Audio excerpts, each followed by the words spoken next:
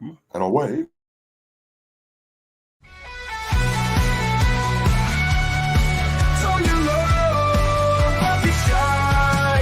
Tug along with the Sunday crew. Geeking out is what we do. Giggle on, it's gonna be great. Don't be late, let's celebrate.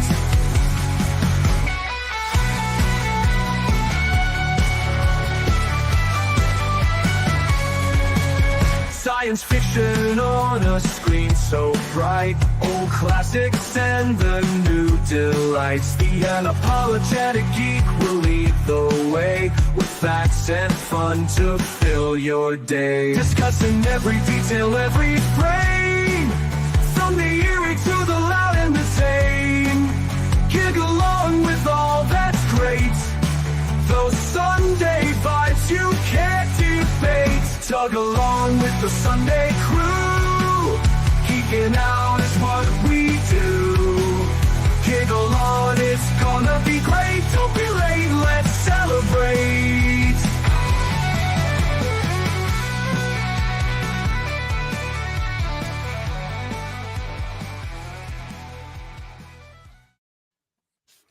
Hello, all you lovely tug bots in my channel or everybody else's channel.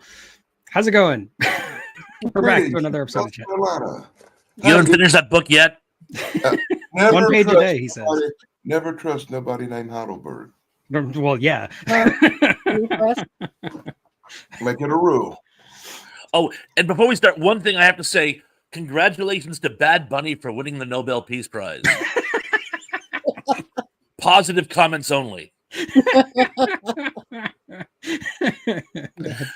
get the conversation started. That's excellent. Thank you, Thrash. I'm going to say hi to the people in chat, both in my chat and in Thrash's and Tracy's. Keithy, Lance, Gambit, and Gary. Hello, guys. Yep. Anybody I missed?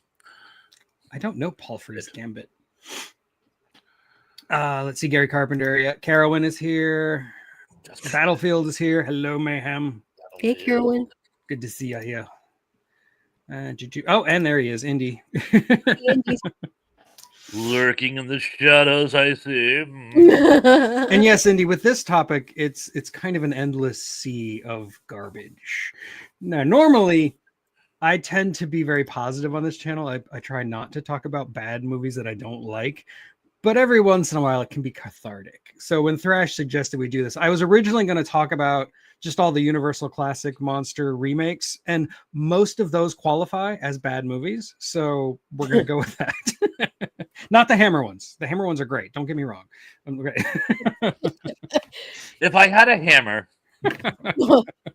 There goes my list. And if you like the Hammer remakes, which you should because they're great, I do have one on Dracula coming out in a couple hours. So, okay. Cool.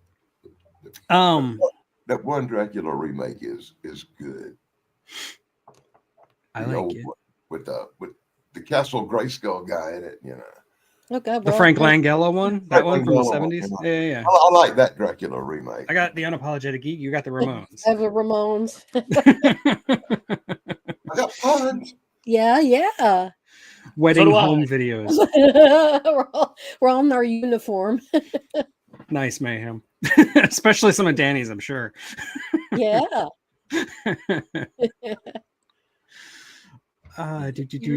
Green Hornet and Ishtar. They're not horror movies, but they're bad.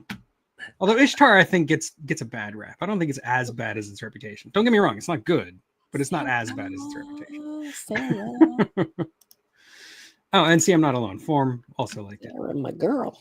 Is it form is content or form is content? I never know. I'd say content, but I'm content with that. Hello, Sarah. Glad to see you came back. Sister Sarah.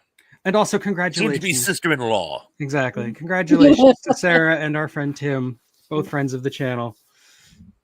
They got engaged. So excellent. We like that around here. You crazy kids. And Lance, brother. I hope they live stream the wedding on YouTube so the whole world can watch. For miscontent. I like that. That's what I'm going to use from now on. For miscontent. Got it. This is the winter of our miscontent. I should probably turn the chat on. I the opening of the first Blackadder's, you know, where Yeah.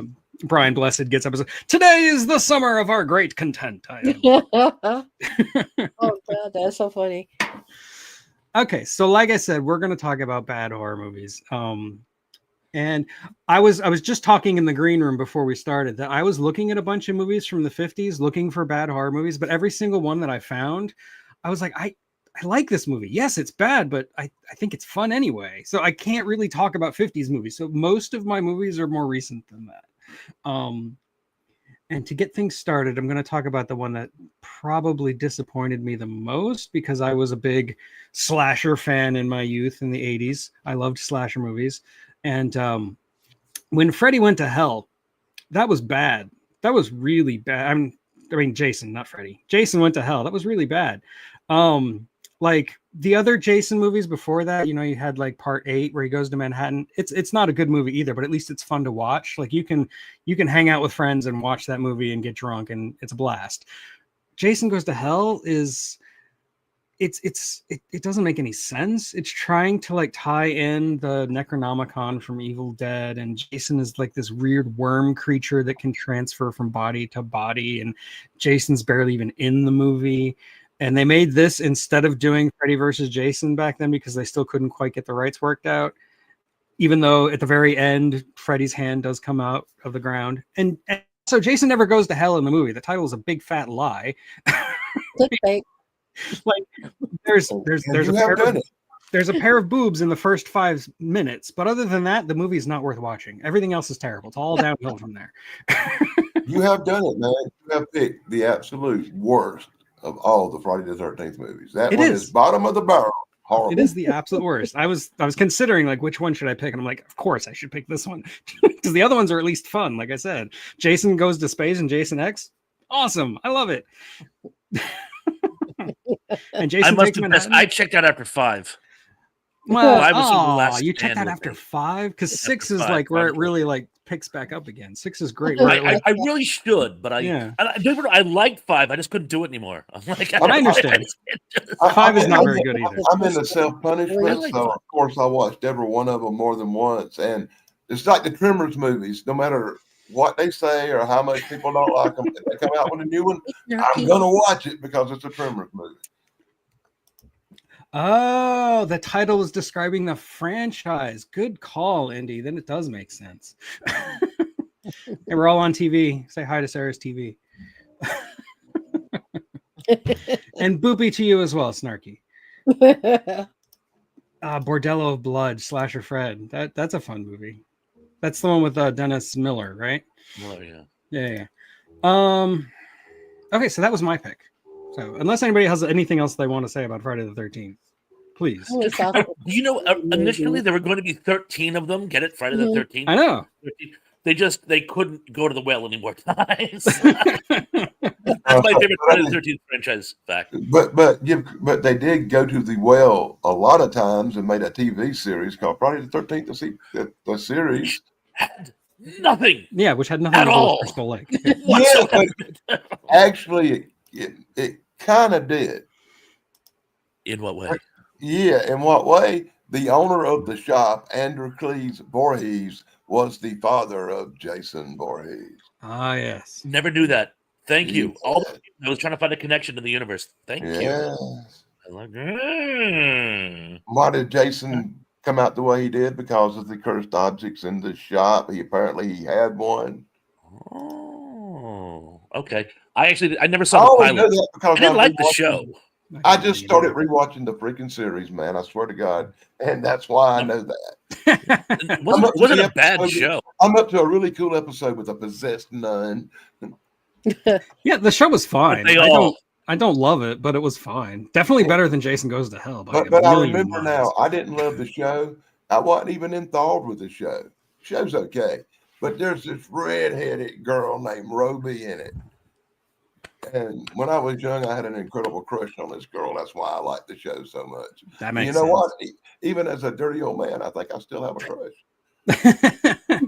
Well, like they say, you're allowed to- That's the great irony of our existence. Mhm. Started out, they were all sexy older women. Now we're dirty old men. It's the darndest. Now, you don't get it, man. I don't Maybe care if you she's do. 90. I still want to date. Well, listen, I always say this. I'm still alive, right? Yeah, you're still alive. Okay, so that means I ain't dead yet. If you get my point. I mean, there's a lot of handsome guys who've been in some movies. I found, I thought that guy who played Hellboy. but yeah, out of costume. Ron boy. Perlman? So different. Oh, he was fine. Jeez. It goes both ways, I'm afraid. We're really into that big square jawed Frankenstein type. Yeah. Yeah.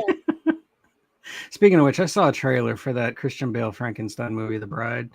It looks Yeah. so bad. It looks really, Don't it, really man? I bad. tried to report on the Shot Theater channel the other week, man. It got a bunch of views and everybody crapped on it.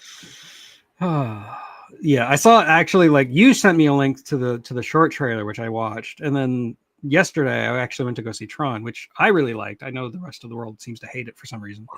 Were the graphics better?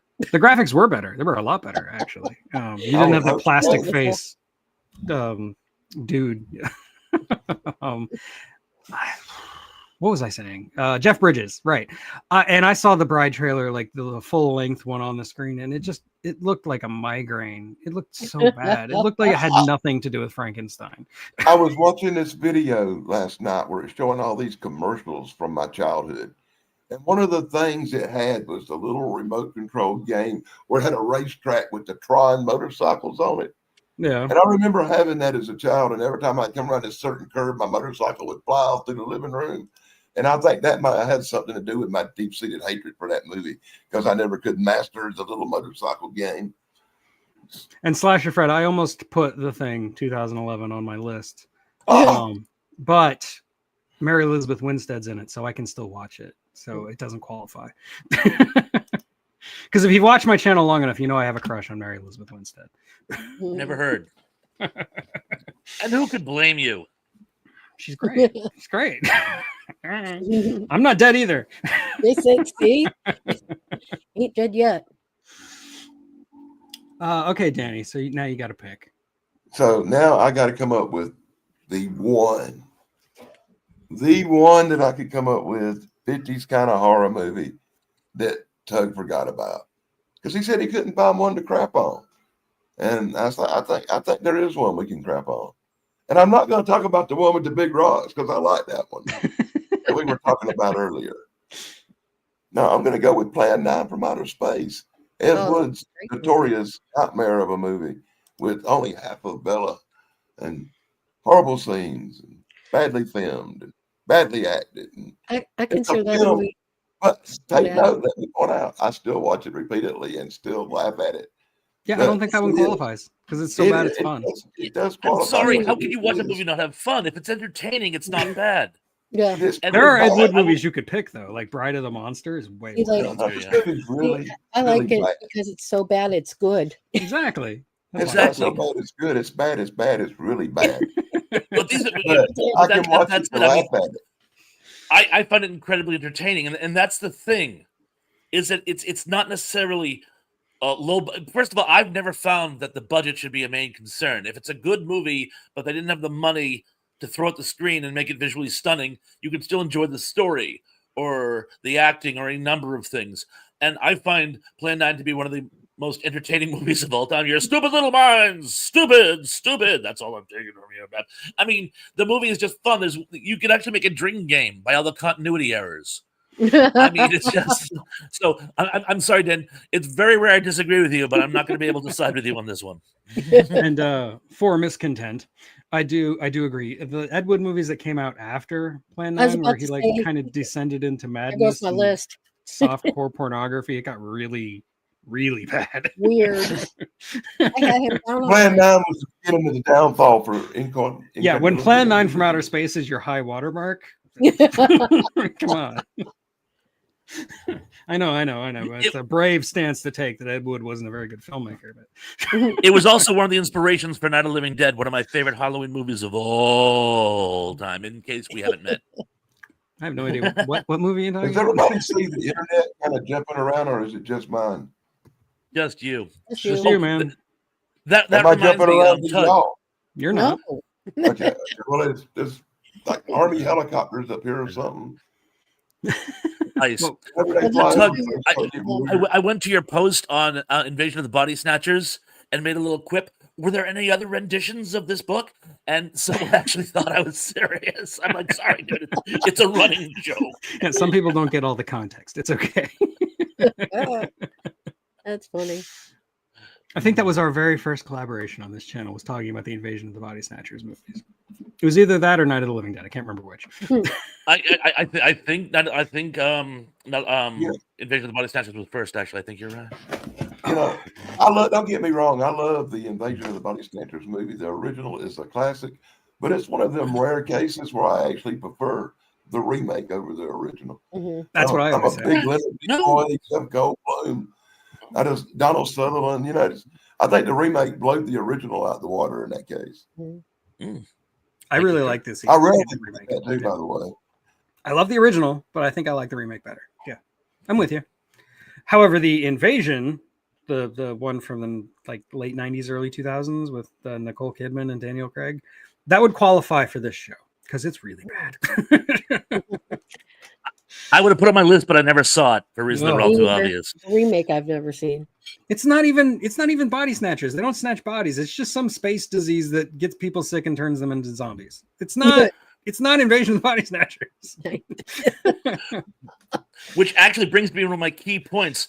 One of the things that features in this prominently are horrible movies that have really, really good source material. And when you take an amazing movie and can't make at least a marginally entertaining movie from it, that's on you, pal. Mhm. True. Actually, Mhm. I just want to say Mrs. Thrash says hello, by the way. She just happened to walk through the room. Hey, Mrs. Thrash. But yeah, but yeah, bad remakes will feature very prevalently on my list. But shall I start, by the way? Yeah, go for I it. don't want to. Okay, I'm actually going to start with one that isn't a ripoff, but is, in my opinion, I had to start with a zombie movie, and I had to go with one that is hands down one of the worst ever made.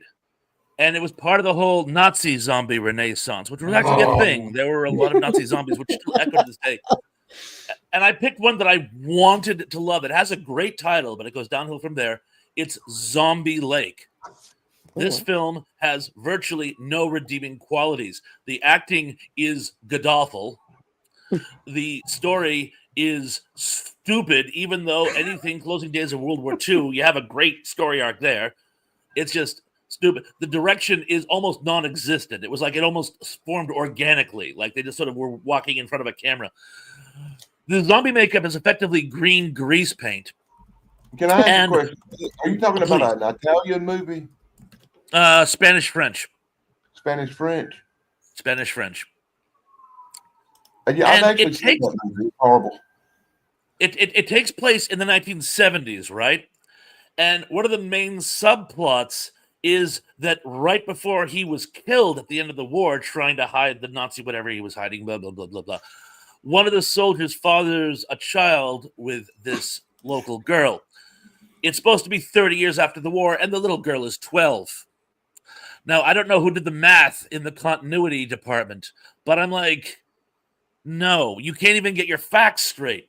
So, I mean, much as I love zombie movies, this one is a total misfire. I always thought that was an Italian knockoff, but I've heard of it, Like but I've Fulci? never seen it. So No, Yeah, like a they Fulci were knockoff. actually, it's funny because I can't say Fulci was ripping off. Fulci was borrowing from the American zombie movies. In fact, Zombie 2 is called Zombie 2 because he was intending it to be a quasi-sequel to Night of the Living Dead. This is back when international copyright laws were a little on the fluid side. there are places in the world where it still is. I know. them early Italian zombie movies are, even though they're dubbed and the mouths all look off with the language and stuff, they still tend to be a little bit more gruesome and the special effects a little more horrifying than the American stuff. Oh yeah, the Fulci stuff, it's gross. They really like to show gore. But I loved Fulci. But this was like a French-Spanish production company's attempt to rip off Fulci. So it was basically a rip-off of a rip-off. And again, I have one rule. You can have homages. You can even have rip-offs. Don't be derivative. If you're going to steal someone's baby, at least do something creative with it. Give it some new angle, some fresh take, some observation. This film has nothing. Nothing. No substance. Fair. I remember we used to love to go to the video rental places and get the VHSs of the Italian knockoff movies because they were always just so much more graphic and gory than the American stuff. Mhm. Till the Evil Sure. Dead come out. Till Evil Dead come out, then everything changed. Yeah, Oh, that's yeah. quite right. Mhm. Yeah, after Oh, Evil Dead, and Indy. those dive in gore. And Indy, you hit the nail on the head. Remember the zombie, Nazi zombie renaissance I was talking about? It rip-offs Shockwave, among other things that have already been discussed. And in Shockwave, there's that amazing scene where I believe it's actually done in reverse image, where the zombies come out of the lake and don't break the surface tension, and it's done in this. It's like, and they tried to recreate the magic of that in this, and they just come out of the lake. It's guys in bad grease paint makeup coming out of a lake. It's like, Christopher Lee. I think they got Christopher Lee in that movie, and that's what kind of flexed it into being rememberable. he was. I I don't forgot know. that. I haven't seen the movie in so long. I'm racking my brains. I can't. He may have been. I can't remember. It might have been the other guy. It may have been the other guy that was in it with him. Oh, Shockwaves. That was Peter Cushing. Peter Cushing. Peter Cushing was in Shockwaves for Who's like the other 2 guy? days. I think they promised him a short vacation, and he came out to the Yeah, but Bahamas. because his name was on it. That's why I grabbed it in the video rental places. Which may I point out is about the last time I seen it 40 years ago when I rented it. It's not one I've rewatched lately. No. You know, Indy, if you found enjoyment of the movie, don't let me rip. Pretty sure that was sarcasm, but okay. You never know. You never know. Every movie will find its fans. That's like a truism. Even the worst movie in the world has fans. Okay. Yeah, that's true. See under Highlander 2. You see, Lens, I do pay attention. Yeah. I think League of Extraordinary Gentlemen is a good movie, and I don't care who hears me say it. It has its moments. It just didn't come together. Like something that I think if it had been done as a mini series, I think it would have worked better. That would have worked. Yeah, that would have been cool. I think. Sure. Like I heard that they're trying to do a remake of 13 Ghost, which is a schlocky William Castle movie, but instead of making it a movie like they did last time, they're actually going to make it a show with 13 episodes where each episode is dedicated to each ghost. And I think that's a great idea. I'm on it. Yeah, I'm sold. I didn't hate the 13 Ghost remake with Mr. Monk in it, Tony Shalhoub. I mean, it's not a terrible movie, but it's really hard to watch because it's like it's early 2000s, late 90s, just like constant cutting, and you have no idea what's going on screen, and there's just it gives you a headache. Sounds like it was all over the place. But Tony Shalhoub and Matthew Lillard make it worth watching, and F. Murray I didn't hate Abraham. it. Yeah, We can name stars. yeah, it had some good stars. So Tracy, what is your pick? Mine is S. Oh, Yeah, that is a bad yeah. movie. That qualifies. I thought that was the worst movie I've ever seen. When we turned her boyfriend into a snake. Oh, Jesus Christ! I mean, I went to first time I saw it was like at a theater that played second run shows and classic films during the weekends back home. Yeah. And they had that on there, and you go and you pay your money. Back in the 80s, it was like $3.50, but it was the worst $3.50 I ever paid.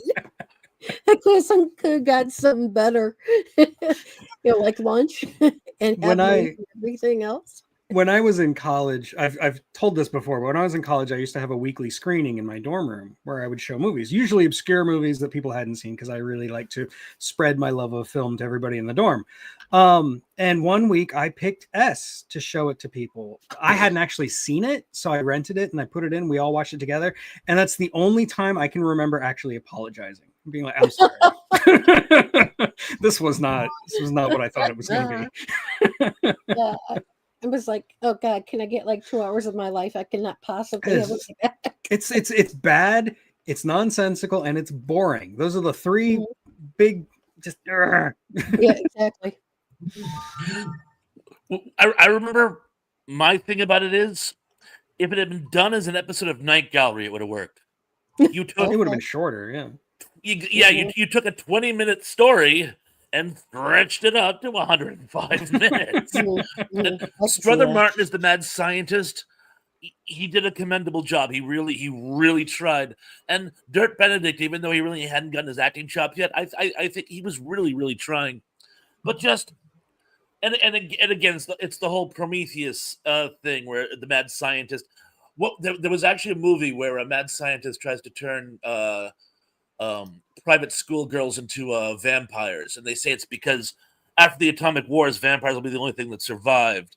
Mm. Was a teenage vampire or something like that? Something like that. That sounds very familiar. Yeah. But it's that type of premise where the mad scientist is actually trying to save humanity by turning them into something else, regardless of what they want. And I mean, the pieces were all there. It didn't take that much time to tell it. And there's one scene in that movie, which even when I think I first saw it when I was like 10 or 11, there's one scene that always bothered me.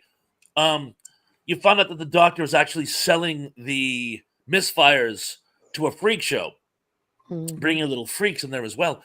And someone's telling the daughter, "Oh yeah, I saw a snake boy at this freak show," and she goes, "I'm sure it's just a snake dressed up as a person." And she freaks out when he says the snake has blue eyes. Did it never occur to her that you could dress a person up as a snake? It's like the credits not transfer, but she automatically takes it again, like, "Oh my god, it's my ex-boyfriend." It was, but that was an awfully thin contacting tissue to get from the point A to point B. Oh, and I gotta mention, the makeups in that scene were actually pretty solid. They got one of the guys from Silent Running. I forget which one, but he was missing limbs and very thin, so he worked Okay, that yeah. makeup. And the makeup effects were pretty solid, and so it made a pretty good reveal for an otherwise not great movie. But I Tracy, you were right. It's a terrible movie, but I saw flashes of greatness. It could have been a good short. Yeah, it's so bad it's good.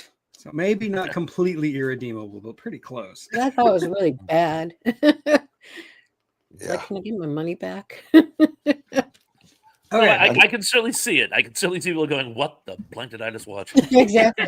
I mean, it's being played with like Bela Lugosi's vampires. They used to do this on the weekends, show nothing but old classic movies and like movies like the original A Star Is Born, or they play like a Joan Crawford movie here or there. When you say original Stars Born, which one are you talking about? Because Like there's like the- four. 155 with James Mason. Yeah, exactly. Okay. Yeah, I'm pretty sure way that's the back is second black one. and white. I think there's one from the Hug, 30s. I'm sorry, you're right. Mhm. There was. And Dan, do you have anything to say about? It sucks. Thank you. Very concise. Thank you. I barely remember that movie. It's one of them that's like, oh God, I don't know why I had to put it up Yeah. for mine. Like I said, I think it commits the cardinal sin. It's just boring. Mhm. And that's the thing I hate the most, when a movie is boring. It can be bad as long as it's not boring. Which brings me to my next pick. And I know I said I didn't find any 50s movies, but maybe I lied, because this one is actually from 1951. And it also has a very good cast. It's got Raymond Burr. It's got Lon Chaney Jr. You'd think this would be great, but it's Bride of the Gorilla. It's like a werewolf story where Raymond Burr is a were-gorilla. It's Now, fine. that sounds funny, but it's not. It's dull. It's like a lot of people just talking about Raymond Burr turning into a gorilla for the entire movie, and Oh, God. it's like an hour and a half long, which is really long for a 1951 movie like this. It's just boring and dull. Like if it were a comedy, I'd be all on board. I mean, you even got Lon Chaney Jr. in there. Like you've got It's the supposed to be Wolfman in the true. movie, but he's just like the professor or something. I don't even remember. He's not the one who turns into the gorilla. That's Raymond Burr. it had so much potential to be such a great schlocky movie, and it's not. It's just boring and dull. So Just think how much better it would have been if they had reversed the roles and made had Lon Lon Chaney. Chaney Jr. turn into some kind of funny were-gorilla and make it a comedy. Yeah, I guess right. they figured Raymond Burr didn't need as much makeup. So They could have got Abbott and Costello to run around in it or something. yeah, it would have been great. But no, they took it seriously, which is like, how do you take that seriously? It's called Bride of the Gorilla. Come on. How much better can you name it? So that's my one 1950s pick. That's the only one on my list. And I had to scour the 50s. See, there are other 50 movies that really are bad. They do exist, yes. Just, and bad in a way that I don't even enjoy them anymore. Like Bride of the Gorilla was bad, so bad that it offended me. I wanted it to be so bad it was good, but it was so bad it was bad, you know? So that was my pick. I watched it like 6 months ago, so it's still kind of fresh. Because I didn't even know it existed until then. Like I was researching some movie, I don't even remember what movie, and it came up because I was talking about Lon Chaney. Maybe it was when I did The Wolfman like a year ago. And then I watched it and I'm like, this is so bad. It's so boring. Nothing happens. Where's the gorilla? Where's Raymond Burr in a gorilla suit? I want to see that. It's like me with Titanic. Iceberg, please, iceberg. And yeah, there are gorillas in the Latin American jungle. I think they ought to qualify Titanic as a horror movie because it's a horror to sit through it. Yeah, true. It's a horror Like a movie for shoot. that guy who hit the propeller for sure. Right. Splat. Ping. Anyway, that was The my machine that pick. goes ping. So what do you got else? What else you got, Dan? A horror movie. I hate to beat a dead horse, man, because I beat this one to death last week. But it still fits this category too. I mean, it really fits this category. If you ask me, it might be number 2 or 3 on the list. And once again, I have to bring up a movie that's so bad it's bad, and I still don't get it. And that's The Happening. Oh yeah, well it is on our it is the thumbnail for the show. I So, yeah. still don't know what's happening. Kind of pollen's killing people, or some kind of germy off of a plant. I'm getting killed by wheat spores. Come on, really? To me, that has to be one of the most boring, just waste of space movies. It's even worse than Sucks. It actually could have benefited from an M. Night Shyamalan twist at the end where we discover that it's all not supposed to be serious or something. I don't know what the twist would be, but it could have been saved. It could have benefited with anything that actually happens in a movie. Exactly. called- Nothing happens in the movie except Mark Wahlberg looking stupid and Zoe Deschanel staring at the middle distance. A movie named The Happening, where nothing happens. We Yeah, ride I a think- train. Woo.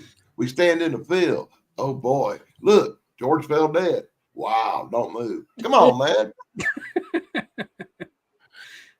You know, it's sad too because, as you guys know, I am an aficionado of post-apocalyptic fiction. And in the beginning, where the train just sort of stops and no one knows what's going on, and they keep asking the train conductors, and they're like, "Arr, I'm as lost as you are." I thought that was great, but then I realized he wasn't not telling us because it was going to be a great reveal. He wasn't telling us because it was stupid, and he was afraid we'd walk out. I think you're right. Yeah. It was a great shtick, and I love the fact that it becomes a journey because the best post-apocalyptic movies are a journey. They're all going somewhere, even if they Right. don't know where they're going. They just know. It's like the line in Empire of the Sun. Will there be food there? There's no food here.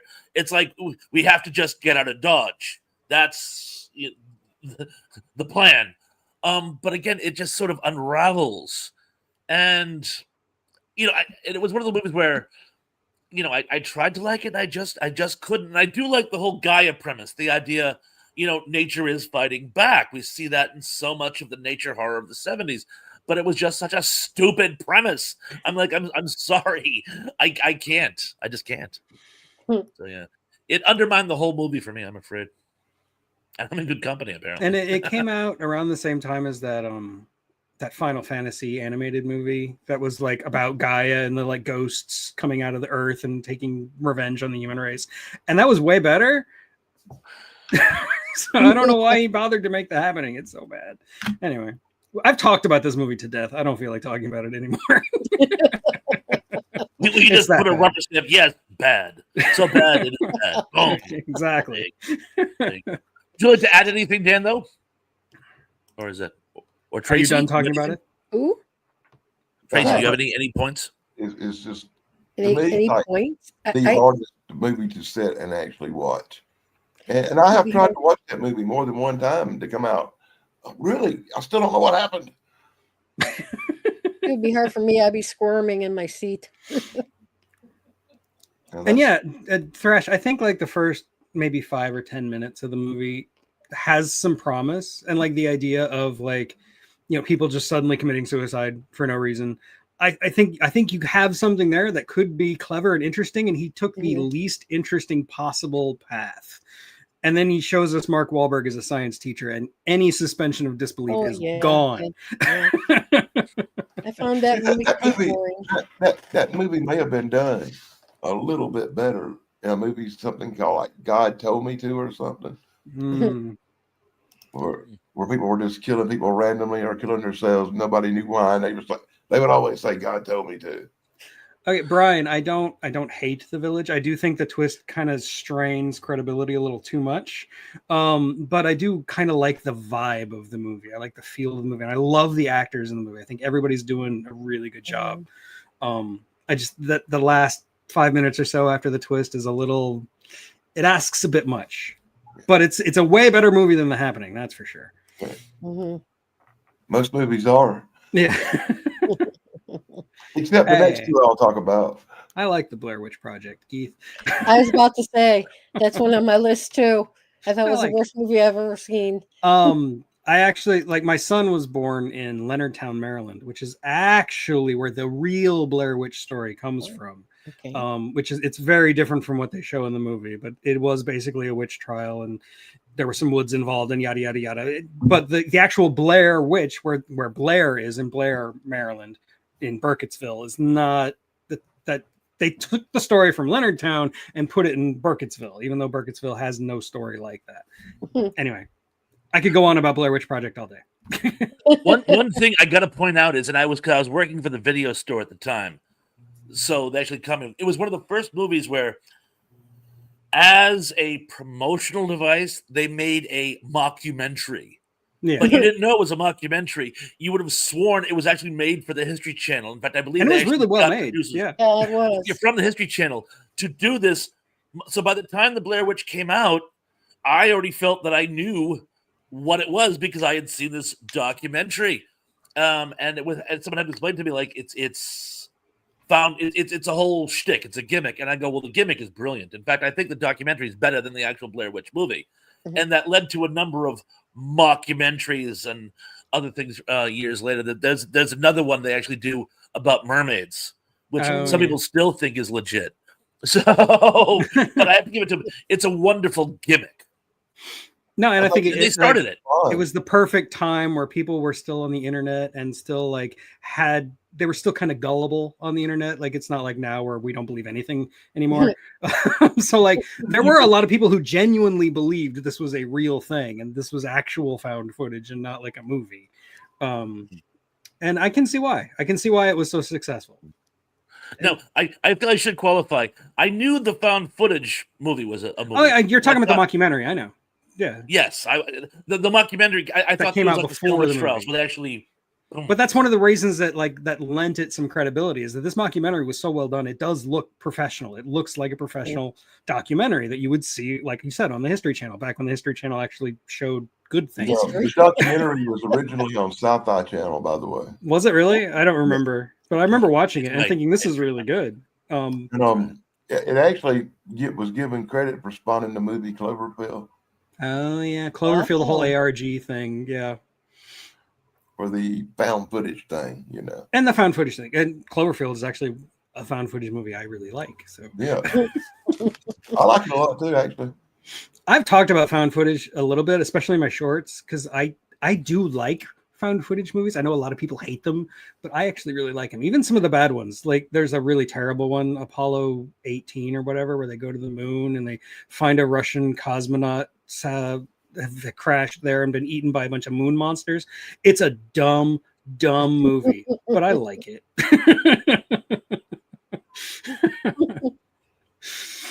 Anyway, that was a long tangent. I don't even remember whose turn it was. Okay. I think we're coming up on my it's turn. your turn, yeah, because Dan, yeah, it's your turn. I think we tortured the happening enough. So Oh god. I'm actually going to go with one that isn't mainstream enough where I'm sure most people have seen it. Not all, but most. And I'm going to go with what started out as one of the best nature horror films of all time, Jaws, and became so bad it insulted our intelligence. And I'm going to pick one because there's a couple that fit under this umbrella. I'm going to go with Jaws Revenge. Oh, it was on my list. Here's a movie so bad you couldn't even get Roy Scheider to do it. It was just, it's he's dead, so they get his widow. And apparently the shark now is on a quest for revenge to the point where it knows how to follow airplanes. Really? And it's just, it's a revenge film. It's just so terrible that I just can't. Michael Caine and Mary Van Peebles couldn't save this film. That's how bad it is. And again, continuity errors. Michael Caine falls in the water, and when he gets back into the boat, his shirt is dry. It's completely right. We're gonna watch for shit like that, people. Come on. And I'm sorry, it's a shark. It's not Godzilla. Sharks don't fly. Sharks can't take down airplanes. Sharks can't follow vapor trails, which Piper Cubs don't give. I mean, who wrote this movie? Why didn't you just set it in the Bahamas and have her, ironically, set up where a shark was? But no, it's going to be a revenge film. No, it doesn't. It's just, it's something so bad. I mean, Jaws 3D, which a lot of people bash on, and I don't blame anyone if they put it on the list. Jaws 3D is bad, but I can enjoy it on some level. Jaws, the Revenge, I cannot, and God knows I tried. I actually did a little bit of research on it because I suspected we were going to talk about it. Apparently, the movie was made in about 13 days. It was during a big shakeup at the studio, and like a lot of different scripts were kind of shuffled and thrown together. And the whole movie is just a Charlie Foxtrot is a PC way of saying it, of just bad studio mismanagement, everything going wrong and nobody taking any accountability for anything.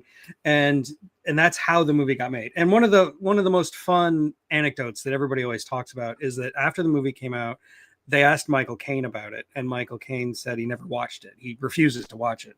And they're like, why? He said, I really like the house it bought me, but I'm not going to watch that. It looks terrible. Okay, I don't think you quite get it. The shark didn't follow them down there by tracking airplane vapors or nothing. It's some kind of ancient curse on the family, and the spirit sharks are drawn to them on the planet no matter where they're at, as long as they're near the ocean. Candygram. Supposedly, I read a Still book not about buying it. that one time. Yeah. Apparently, sometime in the past, there's a comic book that tells a story. Honestly, a Jaws comic book that tells the story of the Brody clan versus these islanders, and the Brody clan are like pirates who kill the islanders, and the shark god people on the island put a curse on the Brodies, and that's why the sharks always come for them. I guess These so. long lasting franchises, it always comes down to a curse, doesn't it? I was about to say they jumped the shark.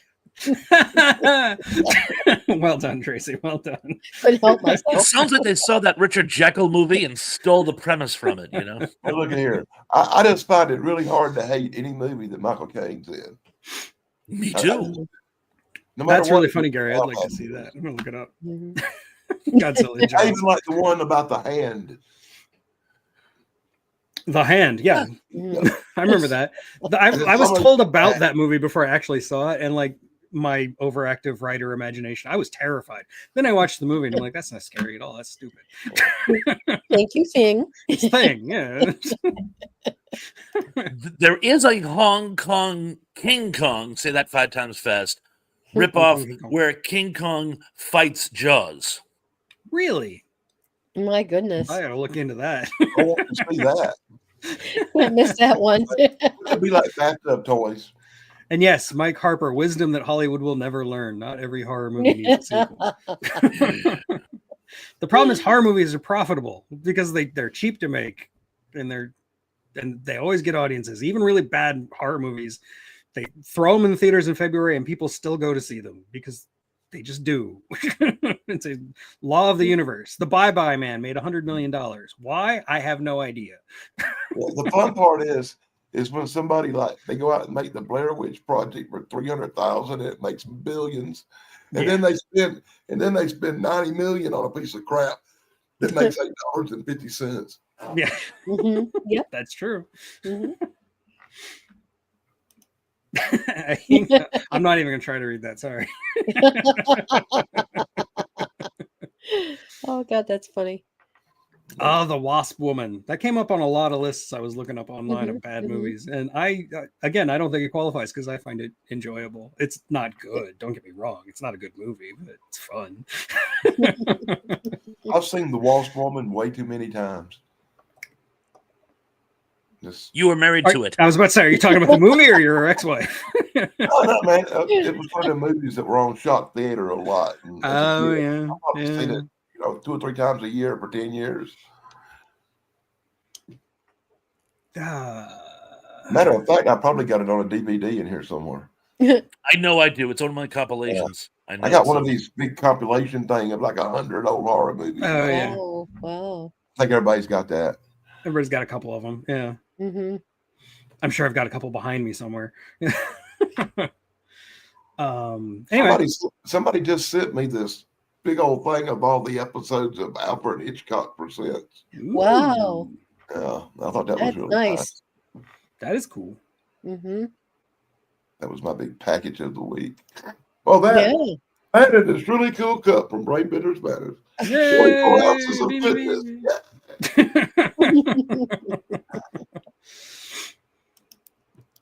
I got props today. Yeah. And yes, I'm pretty sure he meant Roger Corman.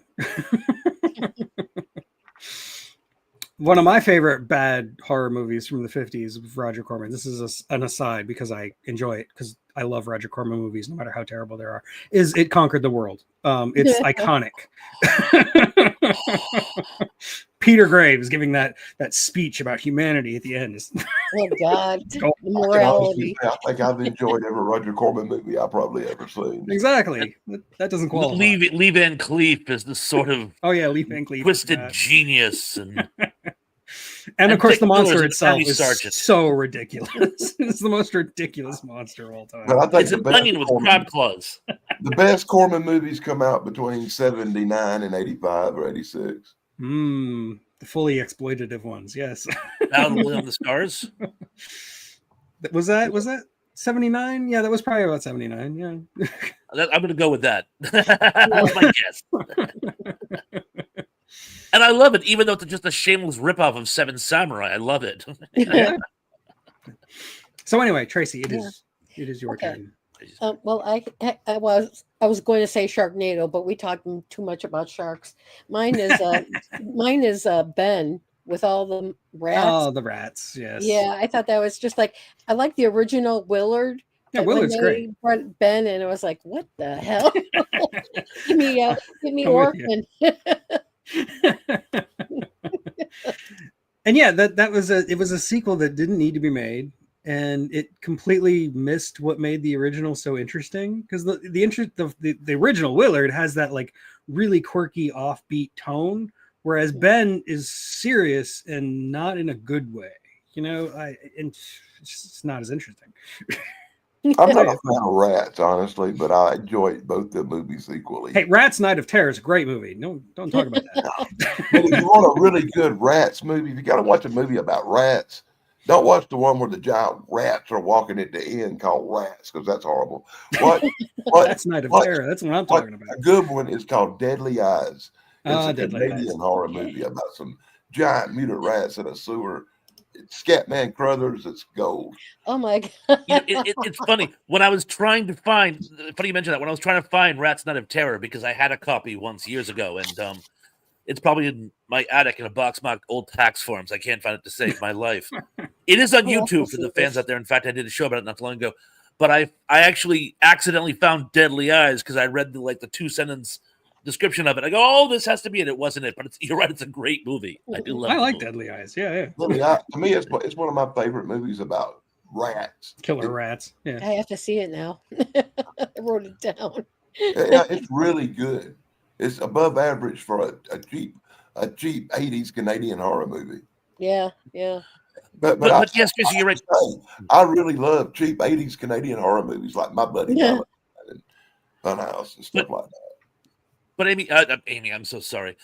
Tracy, you're right. They took this intense thriller exploitation bully movie revenge that was Willard, which was great, and they tried to make it a family tearjerker. Yeah. And it's just, I mean, I give them full marks for an attempt. I guess they figured, well, rats are cute too, and it's sort of a boy and his dog going, it's a And boy people and his have rat. pets. No, this is a fever dream. Oh, and I have to share an anecdotal fact with you folks. Supposedly, this is so sad. Supposedly, as you know, Michael Jackson wrote the theme song to it. Yes. And the reason he did so, he actually approached them.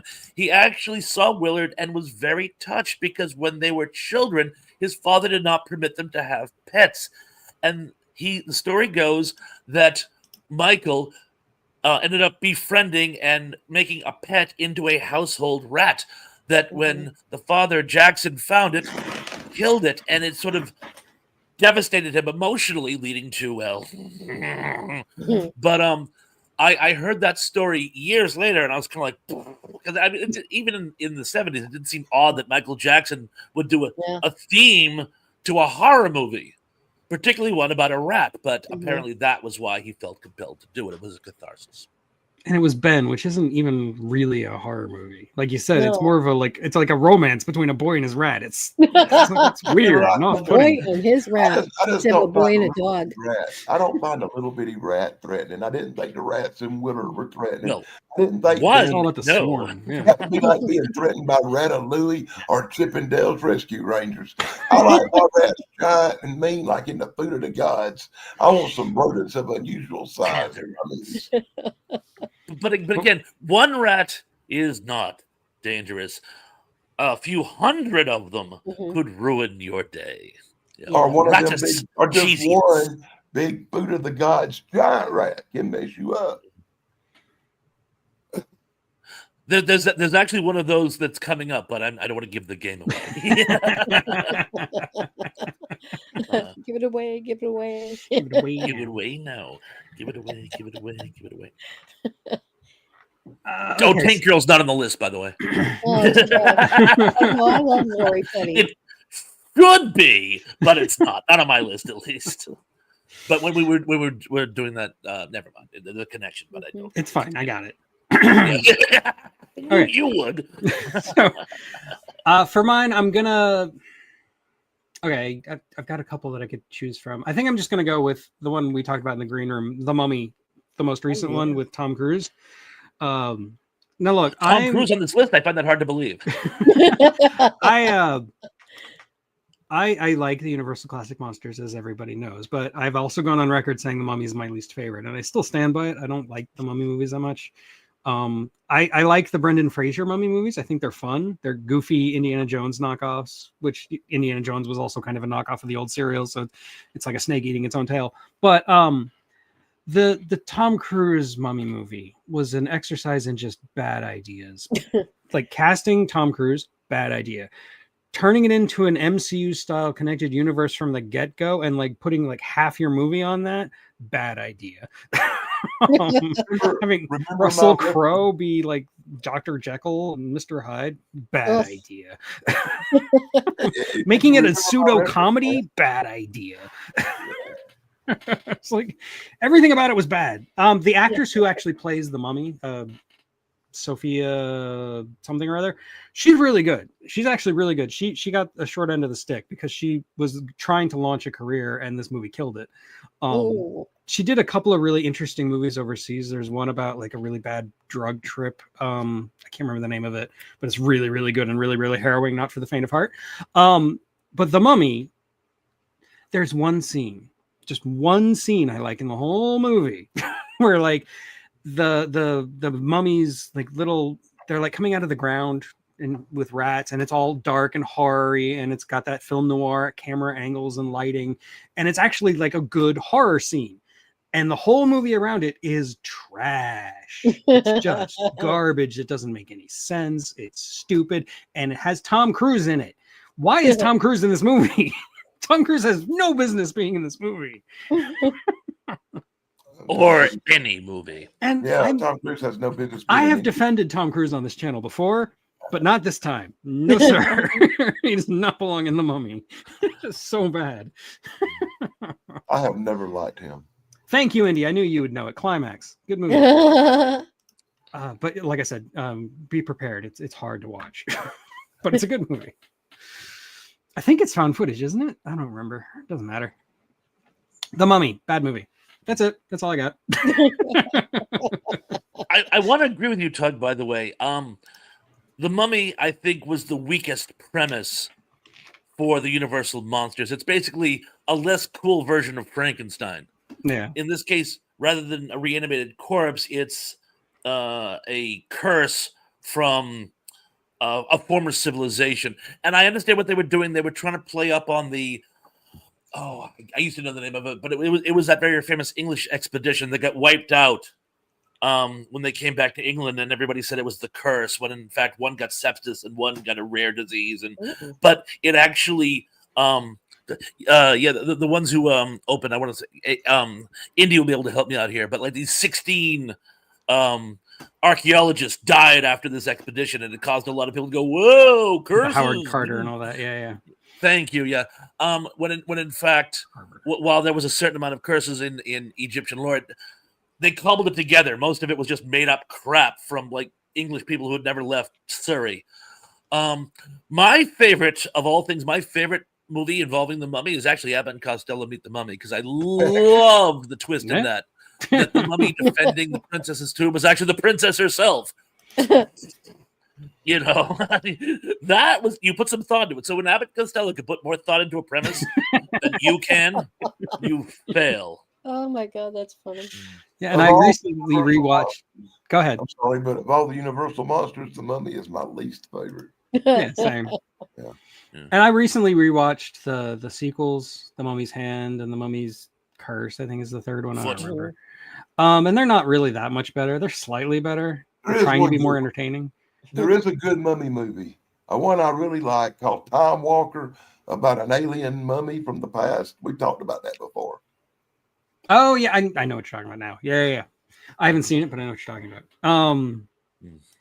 But if you want to hear more of my thoughts on the Mummy, wait a couple weeks, because I am going to talk about the Hammer Mummy, which is also not a bad remake. You bring that Bubba Hotep isn't bad either. Bubba Hotep is actually fun. Yeah. I We'll do a whole thing on mummy movies. Maybe we'll do that in a couple weeks. Real people that are long dead. Anyway, that's all I got. So that Dan? means Dan's back up. Mhm. Here we go again. Imagine, if you will, a man with a deadly disease. He's really sick. He's dying. It's really contagious. And then he falls in the reservoir and it goes out in the water. So everybody drinking the water gets infected, including a group of teenagers who come to a cabin in the woods. We experienced a movie called Cabin Fever. Cabin Fever. Which Yeah. had to be the movie that made me most violently ill of any movie I've ever seen in my life. Not only is it a horrible movie with bad acting, the whole preference of this movie will make you nauseous and sick and afraid to drink the water. Am I right? Do y'all know this piece of I crap? do know this movie. It was like at the height of the torture porn thing. And Eli Roth was the guy who directed it. And he was probably the prime offender of the torture porn category of films. And Cabin Fever is just, it's just gross for gross sake. It's all it is. It's just we want to see these teenagers be tortured to death by disease. I like the one guy who drank beer and lived. You know, the one guy who did drugs, drank beer, and wouldn't touch the water is the only guy that lived. He lives, yeah. It's a terrible movie, and it's got this one scene that's like deliberately designed just to be the talking point, the thing that everybody's gonna freak out at in the movie theater. Is like a woman is like shaving her legs and her skin's coming off as she's doing it. I forgot. I swear to God, it's one of the few movies that ever made me literally sick to watch it. And not in a, it's not like it's not even serving any purpose. That's the problem. Is that there's no story being told. It's just people dying in the cabin in the woods. Oh, and here's the thing I really hate. They never really explain what biological toxin the guy had or where he come from. None of this stuff gets explained. It just happens like a happening. Yeah, I have very strong feelings about Eli Roth as a filmmaker. I think Cabin Fever is better than Hostel, but that's a whole nother topic. And the funny thing is, I think the whole thing is actually a ripoff. And I'm sorry, I read this 40 years ago, but in one of those twisted tales of one of those 80s, like disturbingly violent horror comics, there's a story about these two men are in the desert and they're friends, but one kills the other because he wants to marry his wife or get the fortune. There's some reason. But what happens is the friend reanimates like a zombie and comes after him. And he's like, and he chases him across the desert until finally the guy gets back to the oasis on the verge of collapsing from dehydration. And he's drinking and he sees the zombie. He goes, you tried to stop me from getting to the oasis, but I made it. So now I will survive. And you find out it wasn't a zombie. The guy had survived the murder attempt, but had a form of leprosy that was taking root. He was trying to warn him, whatever you do, don't drink from the oasis, because I woke up realizing I was infected with leprosy, and I tried to warn you. Even though you betrayed me, I tried to warn you, and now it's too late because you're going to suffer the same fate as me. And it was kind of an interesting premise. And again, I think Roth just stole it for this really stupid movie. Probably. I wouldn't be surprised. But Keith actually makes a really good point. I should wait until Mother's Day weekend to do the Mummy movie thing. So that is what I will do that on Mother's Day. People remind me because I have a terrible memory, but I will do Mummy movies on Mother's Day.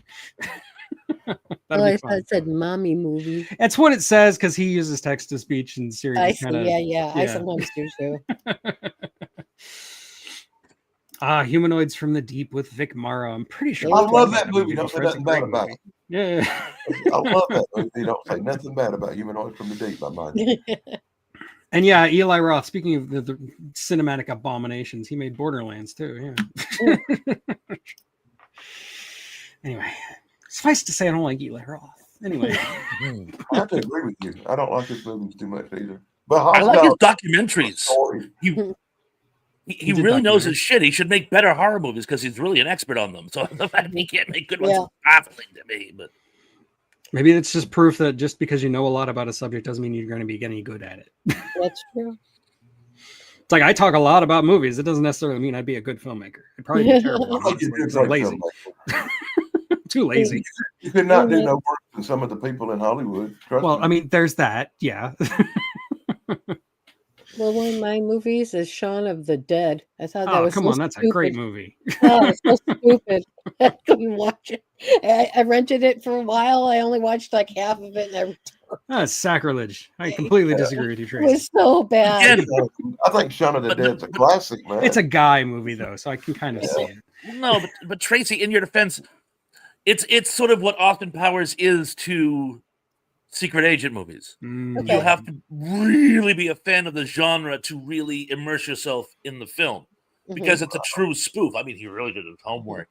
So if you're not, I mean, if you just sort of like them and not a suit, like I'm a fanboy. I'm like, well, I can't disagree with that. I love spy movies. I love James Bond, but I think I cannot stand Austin Powers. And I thought I'm not a big fan either, but it's mostly actually between that and Flowers in the Attic, the first TV series back in the early 80s.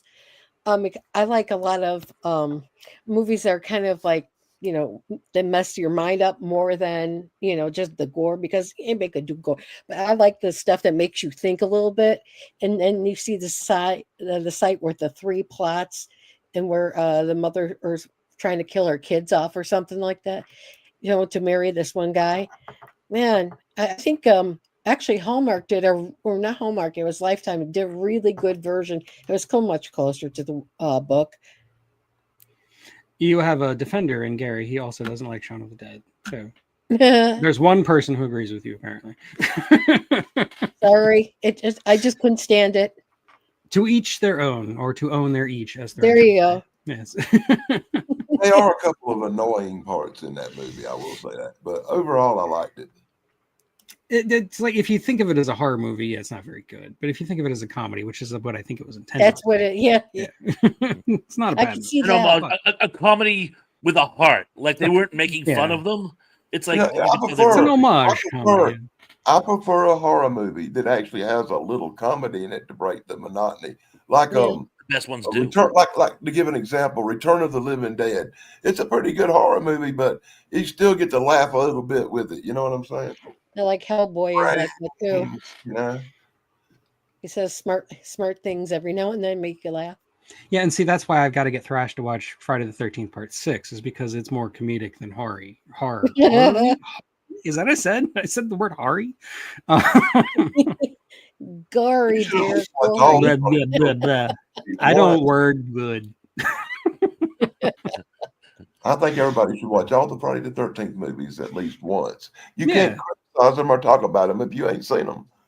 I mean, if you include Freddy versus Jason and the remake, there's 12 of them. Freddy versus Jason. I love that.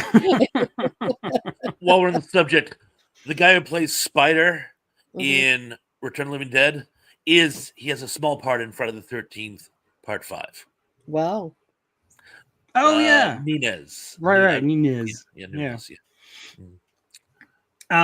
Okay, I think we skipped you, Thrash, so I think it's your turn. Did we? Ooh, What was your last pick? I don't remember. I'm My, sorry. my last pick was Jaws Revenge. So yeah, it's your turn. You're due. Well, I'm going to go with what, and we've talked about this before, but I'm going to go with what is hands down the worst horror film ever made, and that is The Creeping Terror by A.J. Nelson. This is a movie, and I'm just going to have an aside for a moment. There's actually a movie documentary about it, which actually shows this man was a colossal pervert, drug addict, charlatan, con man, domestic violencer. He's one of the most irredeemable people who ever lived, and somehow he managed to make this movie. And most people in the documentary will say, it's not a wonder how bad it is. It's a wonder the film ever got made at all. Supposedly, this guy wasn't even really thinking he was going to make a movie. Supposedly, it was just a con to get people to give him money, and he was making what was basically proof of concept, which he eventually strung into a film. He was also using it to get young starlets who wanted exposure to give him money and or sexual favors. Like, hey, I'm making a movie, hon. You know, you I let you in my movie, and it'll be your big break. But the premise is so catastrophically stupid. I'm not even going to bother to mention it, other than it's an alien invasion. Exactly. And apparently the whole thing started. This one guy, he wrote a short story from a nightmare he had, where two kids are getting to know each other in a drive-in, and a big slug monster comes to the window, and he goes, "That would make a good movie." It didn't. But the idea how a mindless slug monster can pilot a ship from another planet and get to Earth. I mean, at least the thing from another world, the thing was intelligent, and so you could say, "Oh yeah, I could certainly pilot a ship." This thing was just a mindless sort of, and the special effects are non-existent. The acting is pathetic. Again, the direction is god awful, and supposedly some of the voiceovers were lost in a fire, or he was always not paying people, so they would take stuff from the set. Somehow it wasn't the actual voice tracks were gone, so a lot of the movie is just narrated, and it feels like a 50s hygiene film. But it's so bad you can't even enjoy it on an ironic level. This is the worst film ever made. It's a contender for sure. It's I'm real bad. gonna have to rewatch this movie because I think I've seen it one time in 50 years. I remember It came out in the 60s. It feels like it came out earlier than that, but it came out in the 60s. 64. I remember I'm sure Andy will tell us. very little about it. I really do. It's another one of the. It was made on like no budget, and then you can tell, and it's not worth watching. It's just bad. Well, I And gotta yeah, watch you're right. The it. behind the scenes stuff makes it 10 times worse. It's like the reason I'll never enjoy Jeepers Creepers because the filmmaker behind it is too irredeemable. Same kind of deal. And on that topic, I'm going to go ahead and get to my next pick because it kind of flows naturally from that, and that is Cannibal Holocaust. I love the name. This I talk about. I like found footage movies, but Cannibal Holocaust, which is usually credited as the first found footage horror movie, although there's debate as there always is.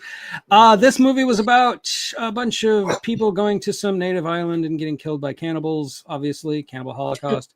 And in the meantime, they kill a bunch of animals live on camera, and we get to watch it. And those are real animals that they're killing. They're eating a turtle, and it's real. And it's just gross and exploitative in the worst kind of way. And I really feel like it feels like you're watching a war crime. You're not watching a movie. It's not fun to watch. You feel dirty having watched it because it's kind of, that it was an unethical movie, even though it's not real. There weren't really cannibals. It was too real to not be.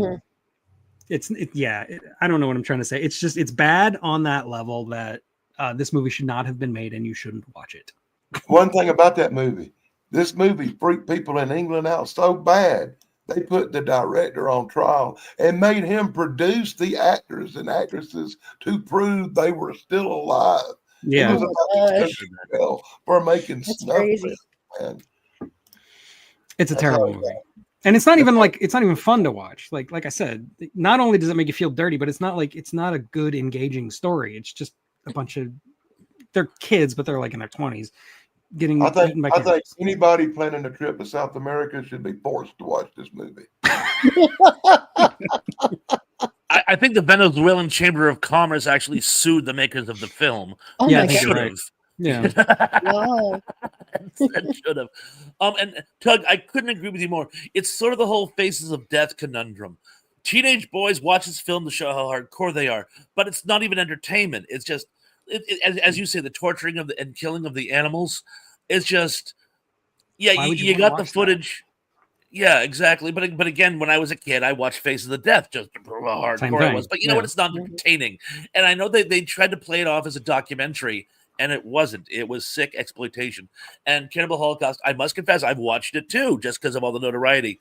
But I couldn't agree with you more. This is not entertainment. This is a hate Sadly, crime. I've seen it more than once. Of course you And have.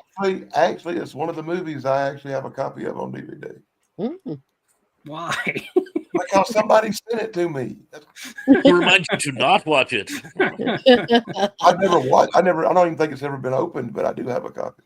The movie it like tries to address the ethical conundrum. It's got this like framing story of people discovering the footage and like whether or not they should show it to people.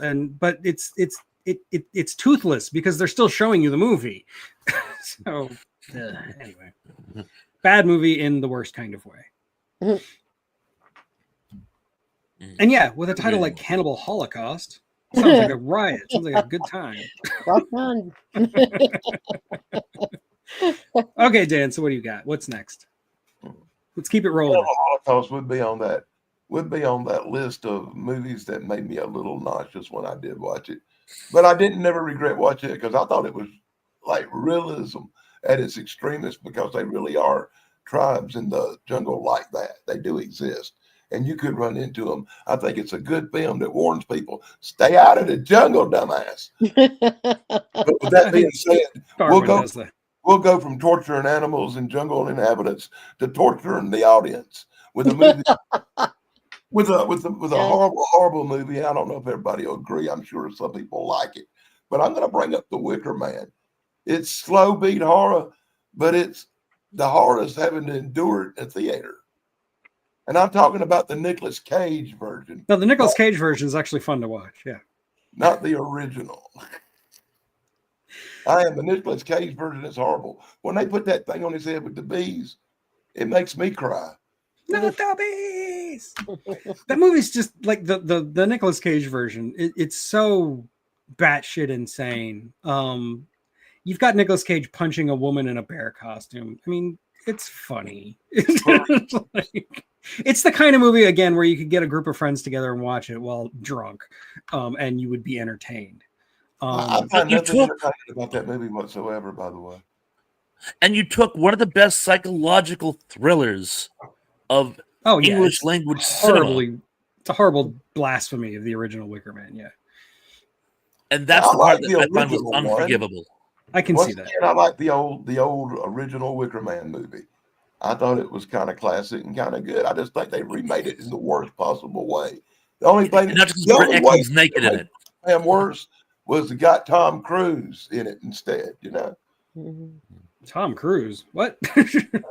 I said the only Yes. way they could have made the Wicker Man Oh, worse I get you. Okay. was put Sorry. Tom Cruise in it.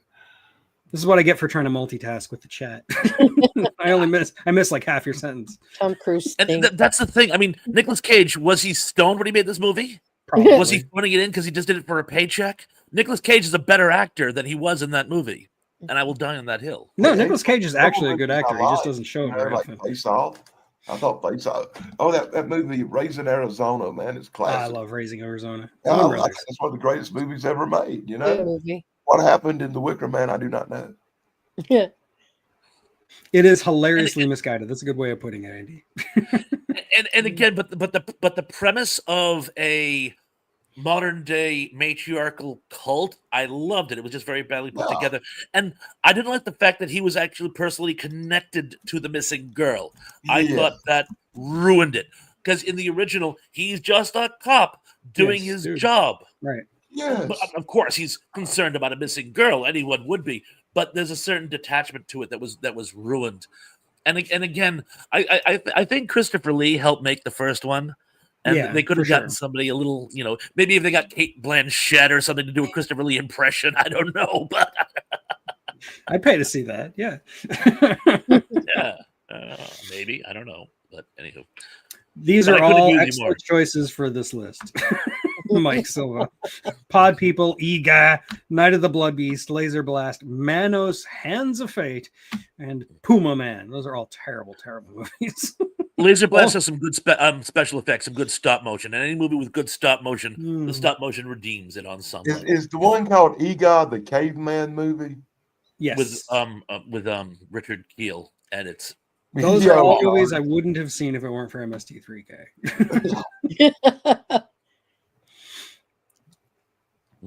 Okay, so let's see. Thrash, you got one more. yeah, I'm up again. Cool. I'm going to go with, since we were talking about giant puma-sized rats, I suppose that'd be a good cue to throw this one in.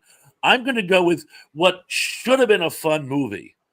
Because it's an anthology film, and I always hold that that's the beautiful thing about an anthology film. Even if one or two pieces aren't very good, there'll be something redeemable there. But there's one exception, and that's Nightmares.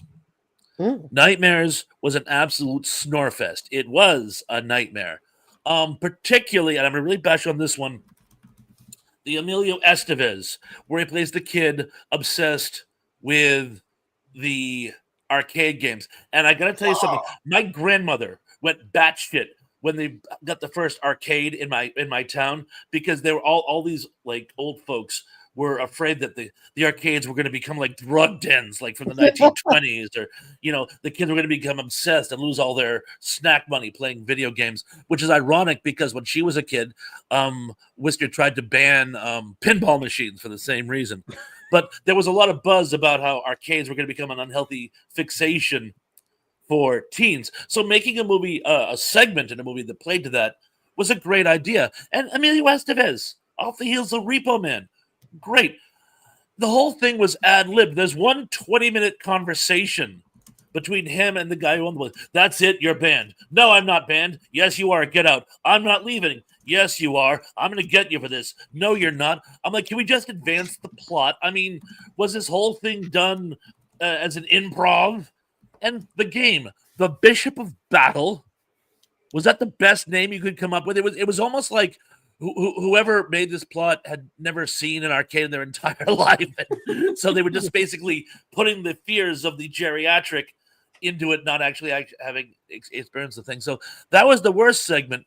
But The best one is probably the one with the giant rat, but that's only because it had some pretty good forced perspective special effects, but it just wasn't good. And I can't even remember what the third one is.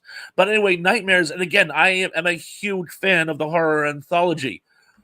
But when all of the segments of the anthology are forgettable, I have to forget the film. Yeah, how do you make an anthology movie boring? And that's what they did here. Like, it's an anthology movie. You got like, you can tell each story in like 20 minutes. It should be snappy. It should be fun. And it feels like each one is a full-length movie, and none of them go anywhere. Terrible. You know, you have an ability, Thrash, to pick out some obscure movies that even I don't barely remember. I have seen it because I remember him playing the video game part, but it's been once again maybe once in 20 or 30 years since I've seen it. And I love it. Oh, the twist ending. He plays the game until he becomes trapped in it. Talk about derivative. Dude, you know, but what do I know? But yes, so, but I'm glad you at least remembered. Tracy, did you see this one? Do you remember this one? Which one? Nightmares. Oh yeah. I haven't seen that in years. That was one of those like blockbuster rental movies. For Yeah, me that I yeah, watched yeah, as I a know. kid. Yeah. Mhm. Or, I sorry, rented it a Suncoast long Video. time Sorry. ago. I just don't remember very much of it. We didn't rent, we sold. Oh, okay. Mm. We were selling. Home theater, personal libraries. I have that still. I can't get rid of my VHSs. I have hundreds of them. Mhm. I only have a few left. I think I've got like half a dozen.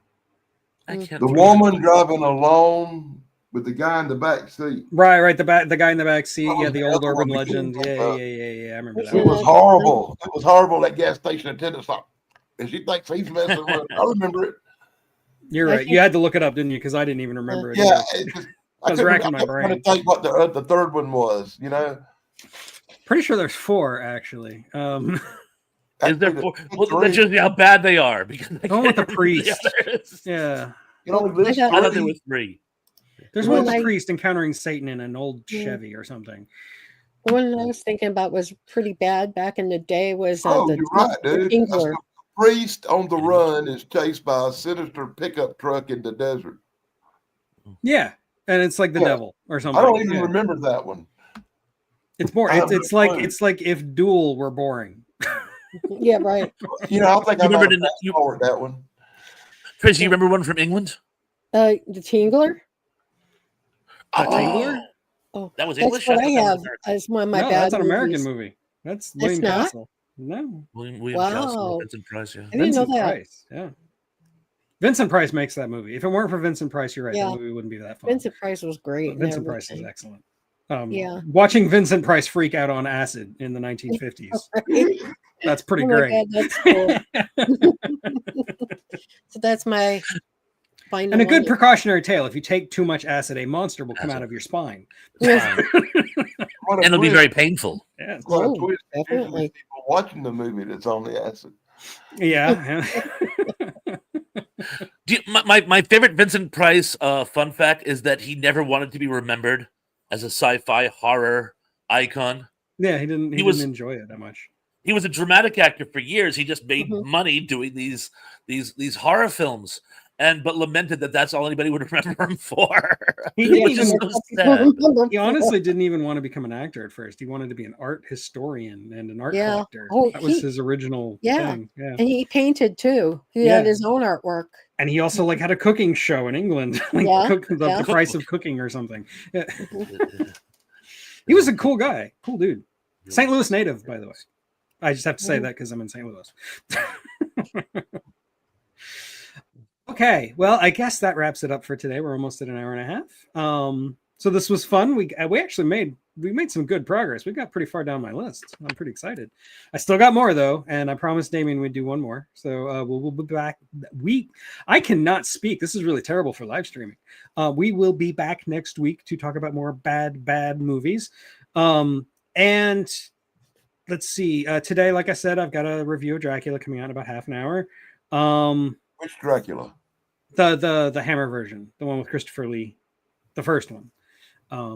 The one with Peter Cushing and Vincent. Yeah, yeah. Mhm. I mean, Peter Cushing. Maybe like 5 for Hammer, I think. Peter Cushing was in like 4 of them, and I think Christopher Lee was in like 8 of them or something. I don't know. I say it in my video, so you just have to go check it out. But you know, And- the Dracula 1972 might actually be on this list. Mhm. Oh, okay. I mean, there's a lot of bad Dracula movies. Don't get me wrong. I mean, That's the only I one considered putting some on that this might list. actually be on this list, but it's possible. Dracula takes the subway in New York. There was something about Just- Dracula 1972 I really didn't like. I just can't put my finger on it. There's one thing about Peter Cushing and Hammer vampire movies I have to point out. I was just talking to Mrs. Thresh about it last night. Fright Night, which is one of my favorite horror farces, as you guys know. Oh, hey. Was Roddy McDowell plays Peter Vincent. And for years, I thought that was a play on Peter Cushing and Vincent Price. Mm. And someone actually said, no, technically, it is Christina Peterson, the most iconic horror movie hostess in American history. And I'm going to get his name wrong. I'm so sorry. I want to say Christopher Vincent, who was Wow. considered the first horror host in the United States. He goes back to the early 50s. Mhm. So it was just really that just popped into my head because again, I always thought, so how could you have somebody named Peter in a Hammer horror homage and not have it be a reference to Peter Cushing? Well, they did, and I just want to throw that out there. It is my understanding that it still was Peter Cushing and Vincent Price, Mhm. but I like that version too. So. Yeah. I've Well, always you know what, something you we've and I are still on the debated same before. page. Mhm. Yeah. Yeah, you weren't on the same page.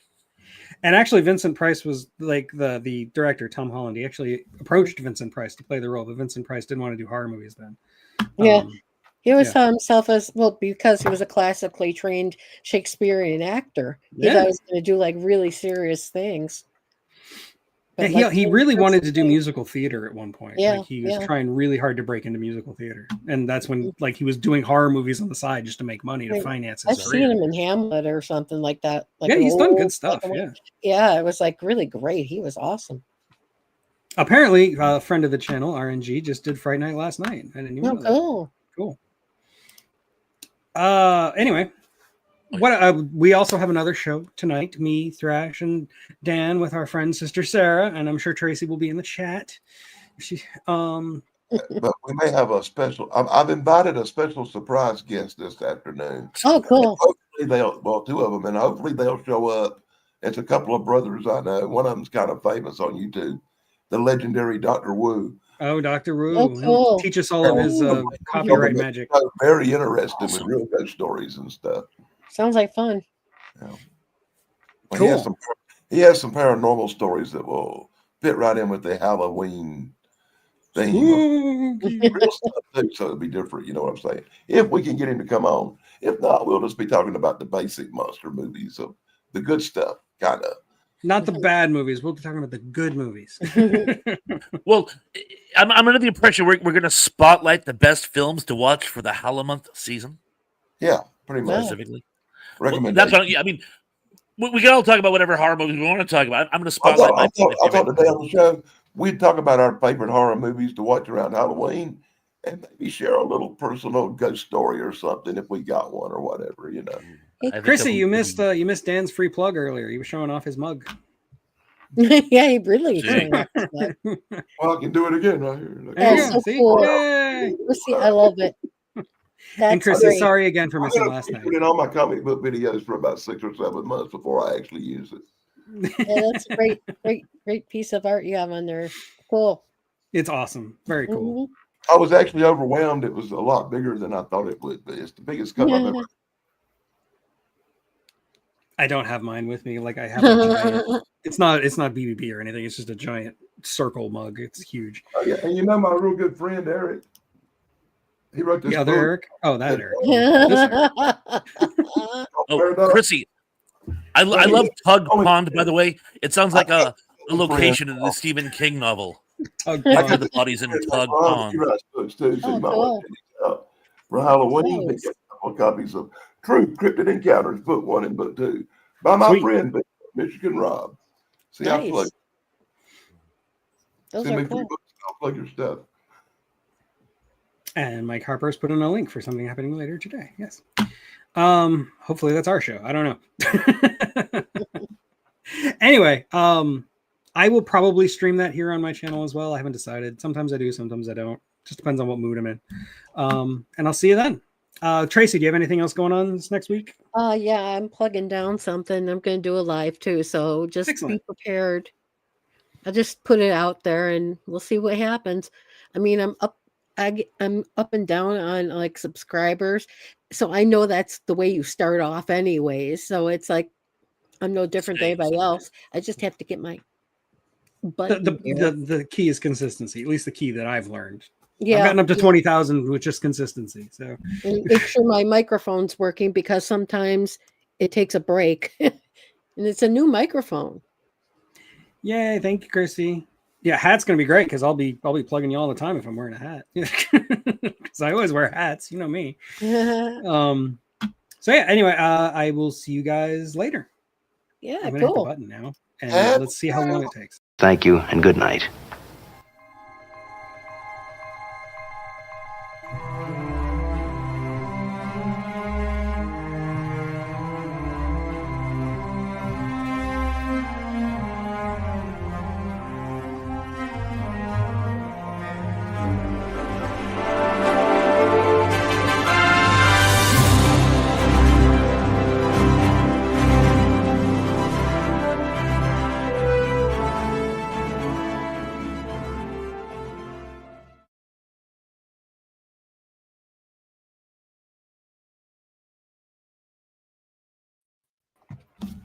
And we're done.